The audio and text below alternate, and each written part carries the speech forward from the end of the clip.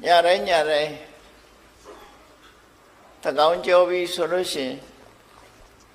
nắp gì cả nắp đi bên mà đi ha biết sắp ra xí giáo xí là chả vậy này cả tí lô đấy sáng nay đi nè mấy con mấy chả làဖြစ်đi vậy mà số gìလူသားတွေချိန်ပေးရသည့်အတွက်ကြောင့်နတ်တွေဟာလူပြည်ကိုဆင်းလာနိုင်ခြင်းမရှိဘူးလူသားတိတ်ဆိတ်လို့ညတဲ့ကောင်ကြော်ပြီးဆိုရင်နတ်တွေဟာခွင့်ရရပြီးရှုတည်းရဲ့မြတ်စွာဘုရားရှေ့မှာဘွားကနဲ့ပေါ်လာကြပြီ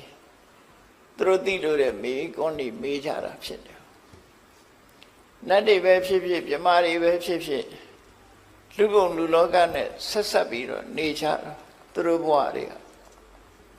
ဘယ်လိုဆက်ဆက်တာတော့ဆိုလူဘဝမှာကုသိုလ်ကောင်းမှုလုပ်ကြတဲ့ပုဂ္ဂိုလ်တွေကနတ်ပြည်ရောက်ကြတာတိရစ္ဆာန်ကနတ်ပြည်ရောက်တယ်ဆိုတော့မရှိဘူးတော့မဟုတ်ရှိအလွန်ရှားတယ်ပေါ့နော်အဲ့တော့နတ်ပြည်ရောက်သွားတဲ့ပုဂ္ဂိုလ်တွေဟာလူပြည်မှာအခြေခံပြီးတော့နတ်ပြည်ရောက်သွားကြတာဖြစ်တော့ကြောင့်လူဘုံနဲ့နတ်ဘုံဟာဆက်သက်မှုတွေကြီးမားတယ်လို့ပြောလူဘုံတော်ကကုသိုလ်ကောင်းမှုလုပ်ခဲ့တဲ့ပုဂ္ဂိုလ်တွေဟာနတ်ပြည်ပြမပြည်ရောက်ကြ။တမန်ဒါနကောင်းမှုတို့သီလကောင်းမှုတို့လုပ်တဲ့ပုဂ္ဂိုလ်တွေဟာနတ်ပြည်မှာဖြစ်နိုင်ကြတယ်။ဒါနသီလတဲ့ပိုလွန်ပြီးတပ္ပထကျင့်စဉ်ကိုအောင်မြင်မြင်ကျင့်လို့ဇန်တရားရသွားပြီဆိုရင်ပြမဘုံထီအောင်တက်လှမ်းသွားကြတာ။ဒါလည်းလူပြည်ကသွားတာပဲဖြစ်တယ်ပေါ့။ဒါကြောင့်လူဘုံနတ်ဘုံပြမဘုံဆိုတာဟာအကြောင်းအကျိုးအဖြစ်ဆက်ဆက်နေကြဥပမာမြန်မာလူမျိုးတွေကနိုင်ငံခြားသွားပြီးလှုပ်လို့ကြတယ်ကိုယ်စာတိမြေဖြစ်တဲ့မြန်မာပြည်ကိုပြန်ပြီးတော့တတိယချမှာပဲဘယ်ပုဂ္ဂိုလ်ပဲဖြစ်ဖြစ်မြန်မာပြည်ကိုအခြေခံပြီးတော့နိုင်ငံခြားမှာကြီးပွားနေတဲ့ပုဂ္ဂိုလ်တွေရှိသလိုနိုင်ငံခြားမှာအခြေခံပြီးတော့မြန်မာပြည်မှာကြီးပွားနေတဲ့ပုဂ္ဂိုလ်တွေလည်းရှိကိုယ်ရှင်ပြည်တဲ့ဘဝကိုယ်အခြေပြုခဲ့တဲ့ဘဝပြန်လည်ဆက်သက်မှုဆိုတာထုံးတမ်းဆက်လာတစ်ခုလိုပဲဖြစ်တယ်ပေါ့ဒါကြောင့်မို့နတ်တွေဟာဖျားပွင့်လာတဲ့အခါမှာသူတို့အတွက်ကောင်းကျိုးချမ်းသာရဖို့ဆိုလူတွေတဲ့ပူအာယုစိုက်တယ်လို့ပြောမှဖြစ်တယ်လူတွေကတော့ဒုက္ခဒုက္ခချမ်းသာလိုက်ဆင်းရဲလိုက်နဲ့လူဘဝဟာ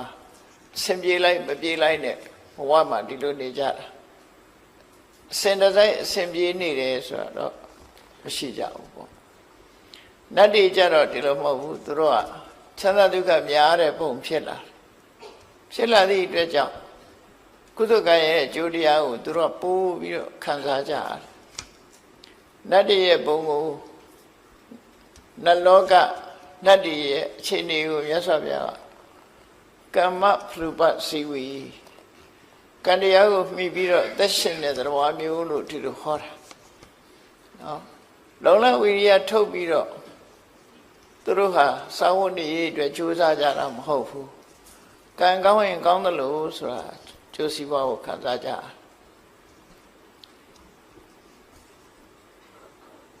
လူတွေကြတော့အဲ့လိုမဟုတ်ဘူးကံကြီးရုံးမဲ့ဖွဲ့လို့မရဘူးလူတွေကြတော့ကျိုးပန်းအထုံးမှုနဲ့ပေါင်းဆက်ရတယ်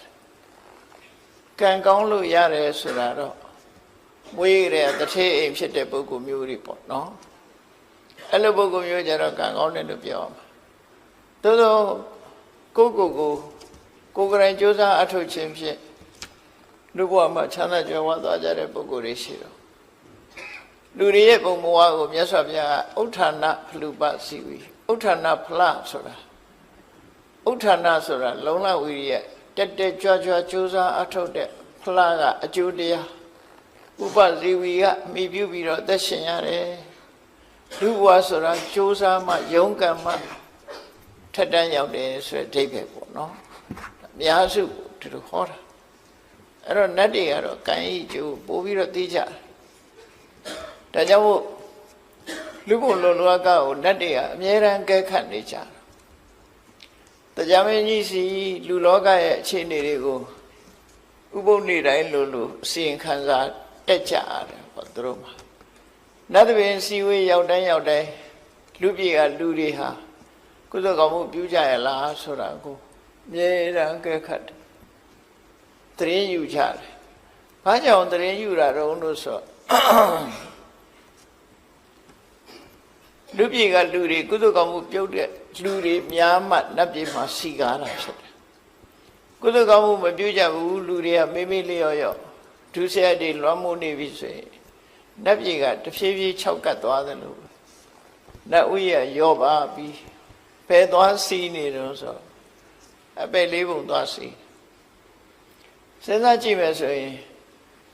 လူတွေရဲ့လူဥယျာနတ်တို့ရဲ့နတ်ဥယျာပြမတို့ရဲ့ပြမဥယျာနဲ့တရိစ္ဆာန်ဥယျာစာတရိစ္ဆာန်ဥယျာပူများတယ်အပယ်လေးပုံကတရိစ္ဆာန်ဥယျာများဘာကြောင့်များတယ်လို့ပြောရမှာပြောနိုင်တော့လို့ဆိုရင်ကြည့်ပေါ့တရားတွေအကုန်လုံးမကြည့်နဲ့ဘူးလူတွေနေစဉ်နဲ့အမျှသိရှိနေကြတယ်ကိုယ်တိုင်တွေ့နေကြတယ်ငါးရကောင်ရဲ့ဝမ်းပိုက်ထဲမှာငါးဥတွေဘယ်လောက်ရှိတယ်ဒါပဲစဉ်းစားကြည့်နော်ငါးရကောင်ရဲ့မွေးဖွားနှုန်းဟာသိမ့်ချီတန်းချီရှိတယ်လူတယောက်ရဲ့မွေးဖွားနှုန်းကဘယ်လောက်ရှိနည်းနည်းလေးပဲရှိတယ်နော်အဲ့လူဖြစ်ဖို့ဆိုတာလွန်ခဲအဲ့တော့တိရစ္ဆာန်ဖြစ်ဖို့တွေကအလွန်များဥယျာမနိုင်စားနိုင်တော့များပြားအဲ့ဒါကြောင့်မို့လို့ဒီလူဘဝလူတွေကောင်းစားမှဆိုကိုချင်းတရားရှိပြီးတော့ကိုချင်းသီလမြဲကြပြီတဏှာကောင်းမှုတွေလုံးကြပြီဆိုလို့ရှိရင်လက်ပြနိုင်ရွာတွေမှာစီကားတယ်စီကားရုံမြမကဘူးပြောရမယ်ဆိုလို့ရှိရင်တိုင်းပြည်တစ်ပြည်ဟာစီးပွားရေးနှိမ့်ကျသွားပြီဆိုရင်လူတွေရဲ့အနေအထားတွေကလည်းဆုတ်ဆုတ်ချာချာဖြစ်လာလူတွေရဲ့ပုံပန်းသဏ္ဍာန်ကလည်းတောက်တောက်ပြောင်ပြောင်မရှိဘူးညှိုးနွမ်းလာတဲ့အနေအထားမျိုးတွေရှိဗမာပြည်မှာပဲတစ်ချိန်တုန်းကတွေးကြမှာပေါ့ဘုန်းကြီးတို့တော့သတိထားမိပါတယ်နော်ဗမာပြည်စီးပွားတိုးတက်လာပြီဆိုတဲ့ကမြန်မာလူမျိုးတွေရဲ့မျက်နှာတွေကပို့ပြီးတော့ကြည်လင်းလာဝတ်တဲ့ဝတ်တွေတို့နေရာထိုင်တာတွေကပို့ပြီးတော့အဆင့်မြင့်လာတယ်စီးပွားရေးတိုးတက်လာရင်ဒီတိုင်းပဲလေအိမ်တိမ်မှာလည်းကြည့်ပေါ့စီးပွားရေးမကောင်းတဲ့အိမ်ဟာတာယာမှုမရှိဘူးအမေနဲ့အဖေမတည့်ဘူးသားသမီးတွေချင်းချင်းမတည့်ကြဘူးဆင်မပြေကြဘူးတို့စီးပွားတိုးတက်လာပြီဆိုရင်ပျော်ပျော်ရွှင်ရွှင်နဲ့မိသားစုဘဝမှာသုံးနိုင်ဆွဲနိုင်ခုဗမာပြည်ရဲ့အခြေအနေဟာဒီလိုအနေထားမျိုးလို့ဘုန်းကြီးတို့အကဲခတ်မိတယ်ဘယ်လိုကြောင့်အကဲခတ်မိတာတော့ဆိုရင်ဥပမာလေးတစ်ခုပြောပြမယ် holiday ဆိုလို့ရှိရင်အထူးသဖြင့်ရန်ကုန်လူတွေကြည့်ရမှာပေါ့ holiday long term holiday ဆိုရင်ရန်ကုန်လူတွေမြို့ပြင်ထွက်တာဟောဒီတိုးဂိတ်မှာသွားပြီးတော့ပိတ်နေတာတတိကြမှာနော်တတိထားပေးကြမှာအဲ့လိုသွားနိုင်လာနိုင်လဲနိုင်ပတ်နိုင်တယ်ဆိုတာစီးပွားတိုးတက်မှုရဲ့အရေးအယောင်ပဲလို့ပြောလို့ရတယ်ဟိုနိုင်ငံဒီနိုင်ငံသွားကြတယ်လဲကြတယ်ပတ်ကြတယ်ဆိုတာစီးပွားတိုးတက်မှလုံနိုင်အဲ့လိုမဟုတ်ဘူးစီးပွားရေးအဆင်မပြေဘူးဆိုရင်လူတွေကဟိုဒီသွားနိုင်ခြင်းလဲပတ်နိုင်ခြင်းမရှိကြဘူးတနေ့မှချောင်းကုတ်ပြီးတော့နေချာဘလို့ပဲဖြစ်ဖြစ်အချိန်ခါတစ်ခုရလူလောကမှာဘယ်နိုင်ငံပဲဖြစ်ဖြစ်စီးပွားရေးတိုးတက်လာတဲ့အချိန်မှရှိသလိုစီးပွားရေးနှိမ့်ကျသွားတဲ့အချိန်မှရှိလူတိုင်းချမ်းသာတာတော့ပလီနဲ့မှဖြစ်နိုင်ဘူးအမေရိကန်နိုင်ငံမှာသရောင်းစားမရှိဘူးမဟုတ်ရှိတယ်တိုးတက်တယ်ဆိုတဲ့နိုင်ငံတွေမှာလည်းသရောင်းစားရှိတာတောင်းပုံတောင်းနေတော့ကွာတော့ပေါ့နော်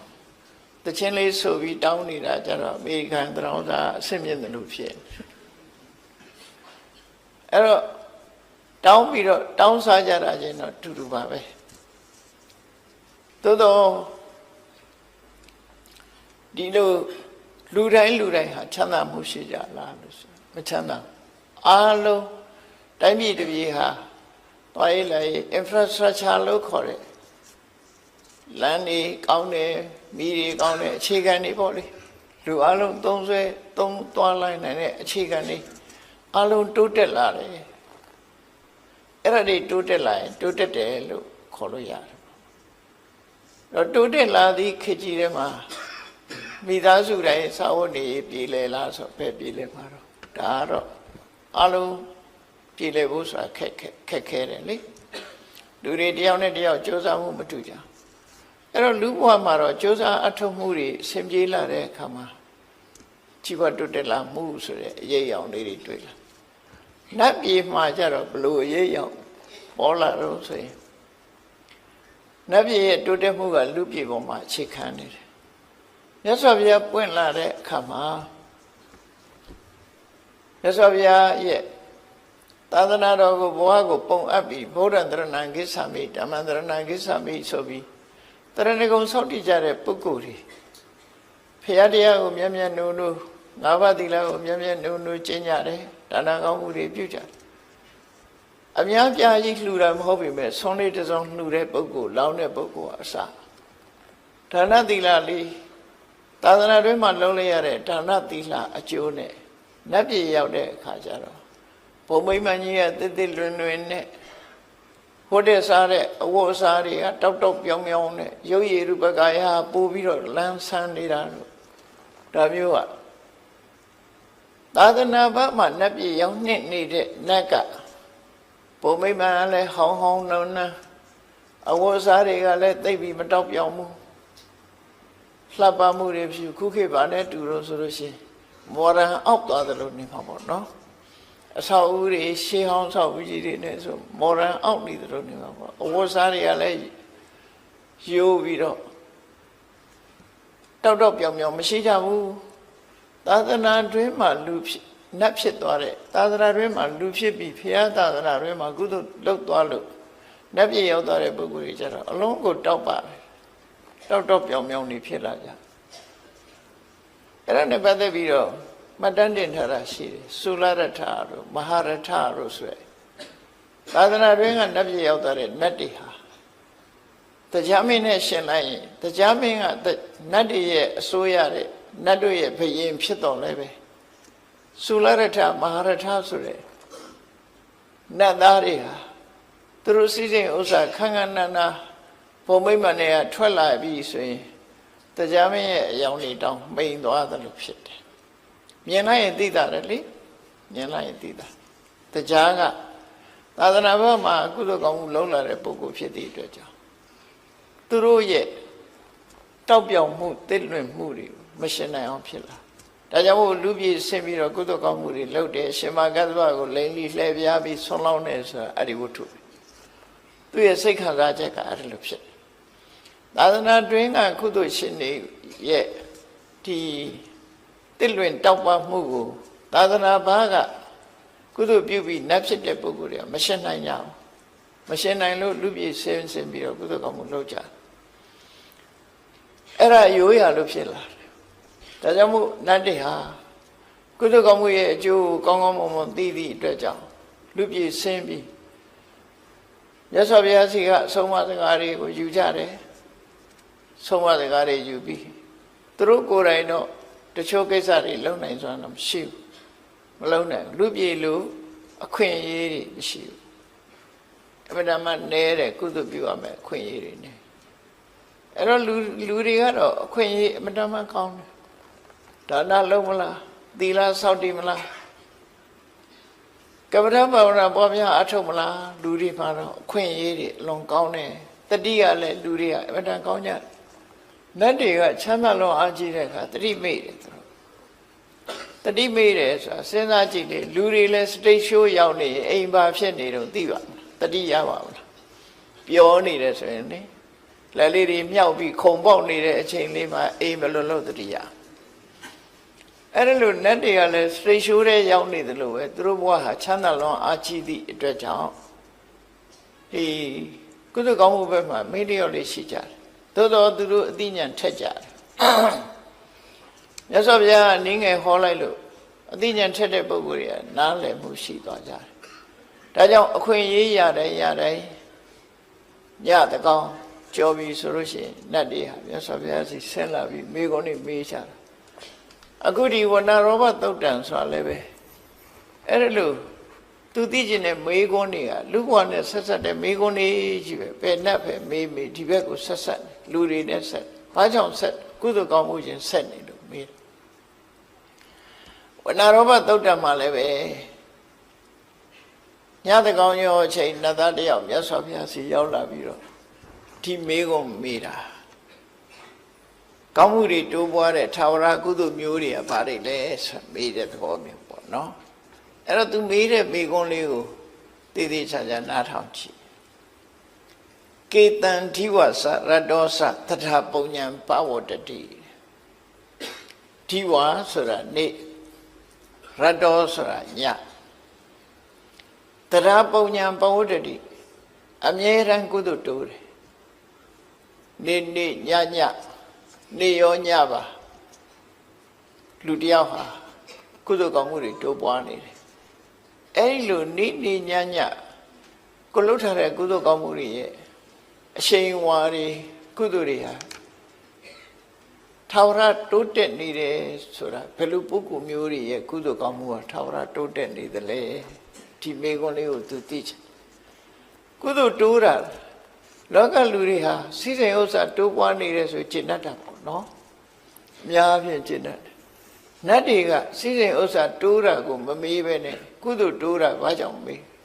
သူတို့ရဲ့ဘဝဟာကမ္မဖလူပစီဝိဖြစ်တယ်ကုသိုလ်ကံကိုမှီပြီးတော့အသက်ရှင်ရတာကုသိုလ်တရားတွေသူတို့ရင်ထဲမှာနေ့စဉ်တိုးနေတယ်ဆိုရင်သူတို့ဟာအလွန်ကျေနပ်စရာကောင်းကုသိုလ်တိုးခြင်းသည်သူတို့အတွက်ချမ်းသာဒုက္ခတိုးခြင်းပဲဖြစ်တယ်ဒါကြောင့်ဒီမေခွန်းမေးတယ်လို့ပြောအောင်ကေတံအဘယ်ပုဂ္ဂိုလ်တို့မှာဒီဝါစရတောစနေမှာပဲဖြစ်စေညမှာပဲဖြစ်စေဝါနေရောညပါတရပုံညာပဝတ္တိအမြဲတမ်းကုသိုလ်ကောင်းမှုတွေတိုးနေပါသလဲ